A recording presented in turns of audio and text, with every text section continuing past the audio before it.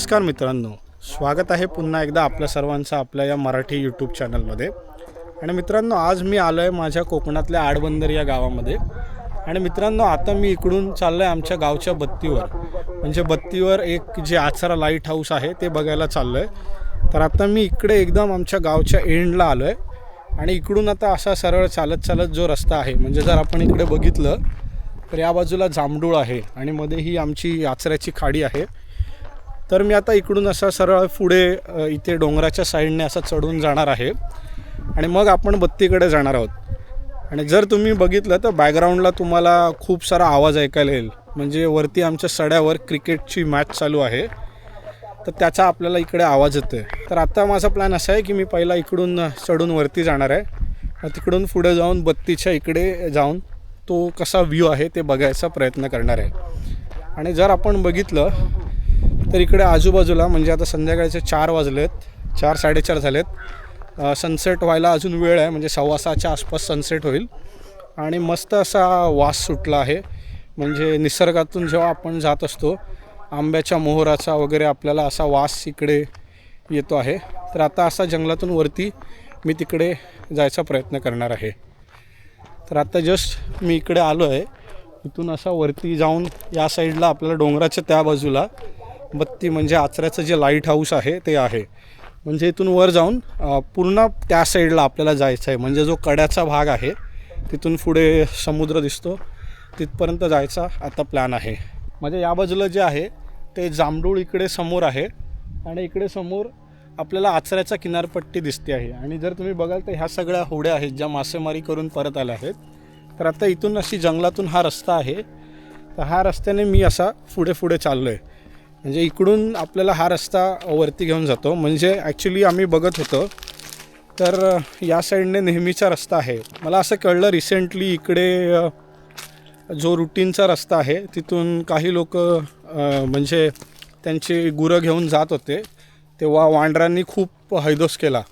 त्यावरून असं कळलं की मे बी इकडे वाघ असण्याची शक्यता आहे. म्हणजे काही लोक सांगत होते की या रस्त्यावर काही दिवसापूर्वी वाघही दिसलेला, म्हणजे जो नॉर्मल रस्ता आहे तो. म्हणून आम्ही आता एका दुसऱ्या पायवाटेने वरती जायचा प्रयत्न करतो आहे. आणि इकडे बऱ्यापैकी ही दुसरी वाट जरी असली तरी इकडूनही गुरं घेऊन जात असतात, त्याच्यामुळे आपल्याला बऱ्यापैकी इथे रस्ता दिसतो आहे. तर या रस्त्याने आता आम्ही वरती जातो आहे. असा हा डोंगरात वर जायचा, म्हणजे जंगल आहे आजूबाजूला आणि हे डोंगर चढून असं जायचं आहे. अजून ॲक्च्युली असा तीव्र असा उतार नाही आहे. आणि जर आपण इकडे बघितलं तर आजूबाजूला पूर्ण जंगलच आहेत आणि हे पूर्ण दगड आपल्याला दिसत आहेत. तर या दगडातून आम्ही मार्ग काढत वरती चाललो आहे. म्हणजे इकडून आम्ही वरती जाऊन जो सड्यावरचा भाग आहे तर त्या सड्यावर आम्ही जाणार आहे. आणि त्या बाजूला पूर्णपणे समुद्र आहे, म्हणजे आपण जिकडे बत्तीच्या इकडे जाणार आहोत. आणि तिकडून म्हणजे आपल्या अरबी समुद्राचा फार सुंदर असा व्ह्यू दिसतो. तर तो व्ह्यूही तुम्हाला मी दाखवणार आहे. आणि आत्ता सुमारे 4:45 झालेत. आमचा प्लॅन असा आहे 5:15-5:30पर्यंत तिकडे पोचायचं. आणि नंतर आपल्याला जर सनसेट बघायला मिळाला तर फार सुंदर असा सनसेट आपल्याला तिकडून दिसणार आहे. तर मित्रांनो, अशा रीतीने आम्ही खालून चढून आता थोडंसं वर आलो. आणि हा पूर्णपणे डोंगराच्या साईडचा म्हणजे शॅडोचा रिजन असल्यामुळे तिथे अजिबात वारा नव्हता आणि चढताना चांगलाच घाम फुटला आहे.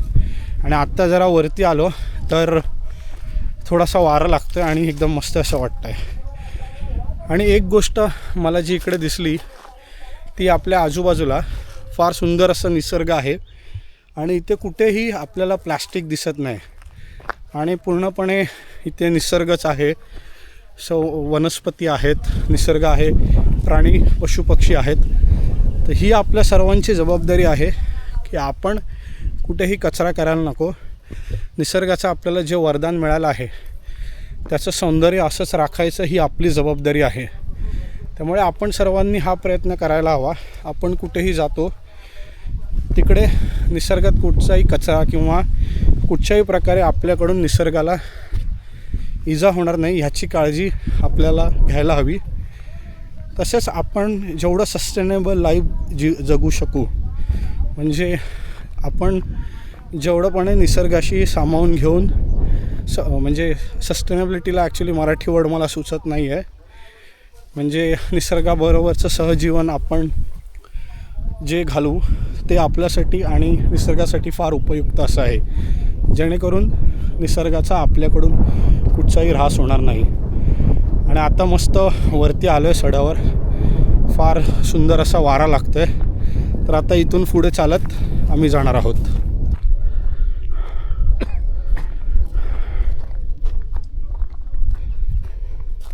तर मित्रांनो, अशा रीतीने आता मी सड्यावर आलो आहे आणि जर तुम्ही बघाल तर इकडे मागेच ते लाईट हाऊस आहे आणि इकडे पूर्णपणे हे असे गाडीचे मार्किंग आहेत. तर आता आम्ही हे मार्किंग फॉलो करत तिकडे जाणार आहोत. आणि जसं तुम्ही बघताय म्हणजे गाडीने पण यायला इथे रस्ता आहे, म्हणजे सड्यावरून जर आपण आलो तर आपण इकडे येऊ शकतो. आणि आम्ही आता इथून आमच्या गावातून वरती आलो. आणि एक गोष्ट जर आपण बघितली तर हे आजूबाजूला पूर्णपणे कातळ म्हणजे अग्निजन्य खडक आहे. ज्वालामुखीचा रस जेव्हा बाहेर येतो, लावा रस, आणि तो वर्षानुवर्ष थंड झाल्यावर हा पूर्णपणे कातळ बनलेला आहे. आणि या कातळावर असं गवत उगवलेलं असतं. आणि आता थोड्याच दिवसाने मे महिना चालू होईल, मग हे गवत पूर्णपणे सुकून गेलं की हे कातळ म्हणजे याच्या खालचा दगड आपल्याला पूर्णपणे दिसेल. तर आता आम्ही इकडून पुढे जाणार आहोत आणि त्या लाईट हाऊसपर्यंत पोचणार आहोत. आणि तिथून मग जो समुद्राचा व्ह्यू दिसणार आहे तो पण आम्ही तुम्हाला दाखवू. आणि एक गोष्ट म्हणजे इकडे वारा खूप जास्त आहे, म्हणजे आता वारा थोडासा कमी झाला आहे, त्यामुळे मी जे बोलतो आहे ते तुम्हाला मे बी ऐकायला येईल. नुकतंच मी ओडिसी वाचत होतो. ओडिसीमधला जो हिरो आहे ओडिशियस, तो समुद्राच्या यात्रेवर निघतो आणि त्याची 10 वर्ष समुद्राच्या यात्रेत जातात. आणि त्यावेळेला त्याला वारा साथ देत नाही आणि त्याच्यामुळे त्याची समुद्री यात्रा कशी पूर्णपणे लांबत जाते, त्याला कुठच्या संकटांचा सामना करायला लागतो, हे ओडिसीमध्ये सांगितलं आहे.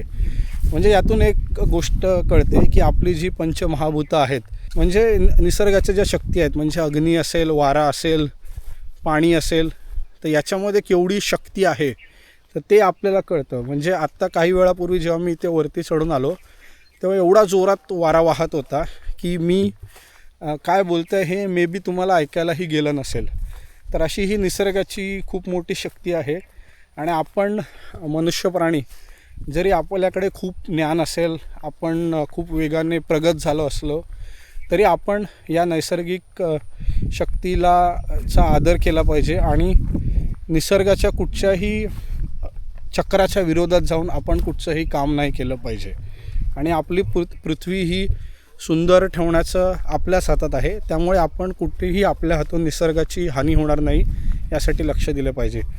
आणि जर तुम्ही बघाल तर इकडे मागे खूप मोठा वड आहे, म्हणजे कमीत कमी हे मला असं वाटतं 100 ते 200 वर्ष जुनं असं झाड असेल. तर आता आम्ही इकडून असं पुढे जाणार आहोत. तर मित्रांनो, जसं मी सांगितलं तर आपण बघितलं हा पूर्णपणे असा कातळ खडक आहे. आणि मला जे वाटतं की कातळावर काही प्रमाणात जी माती असते त्याच्यातून हे गवत उगवतं आणि नंतर जसजसा उन्हाळा येतो तसं हे गवत पूर्णपणे आता सुकणार आहे आणि मग पुन्हा एकदा पावसाळ्यात हे गवत पुन्हा उगवेल. म्हणजे जर आपण पावसाळ्याच्या सीझनमध्ये आलो तर हे पूर्णपणे आपल्याला हिरवगार दिसणार आहे. आणि मे बी एवढी गवत असेल की आपण याच्यातून गवतातूनच आपल्याला वाट काढत पुढे जायला लागेल. आणि जर आपण बघितलं तर इकडे मागे बत्ती आहे. आता आम्ही इथून चालत त्या बत्तीजवळ जाणार आहोत.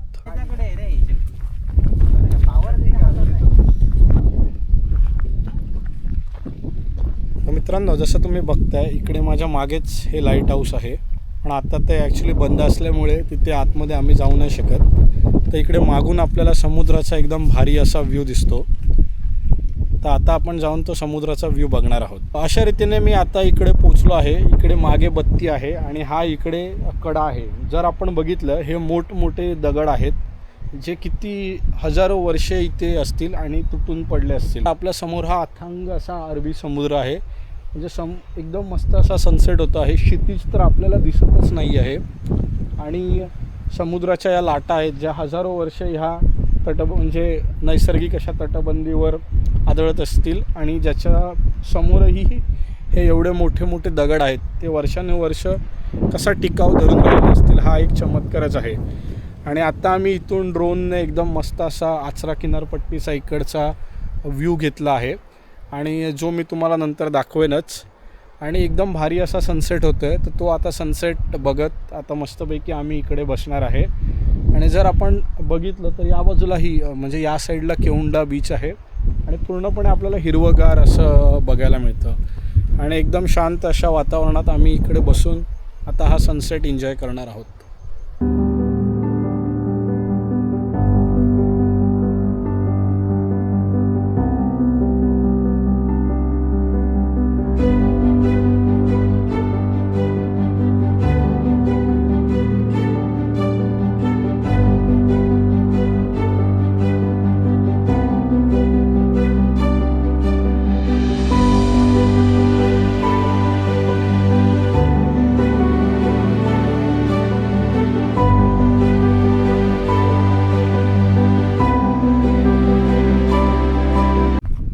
तर आपल्याबरोबर आता चेतन आहे. चेतन तिकडे ड्रोनवर शूट करत आहे. इकडे अमित आहे आणि सुहासही आहे.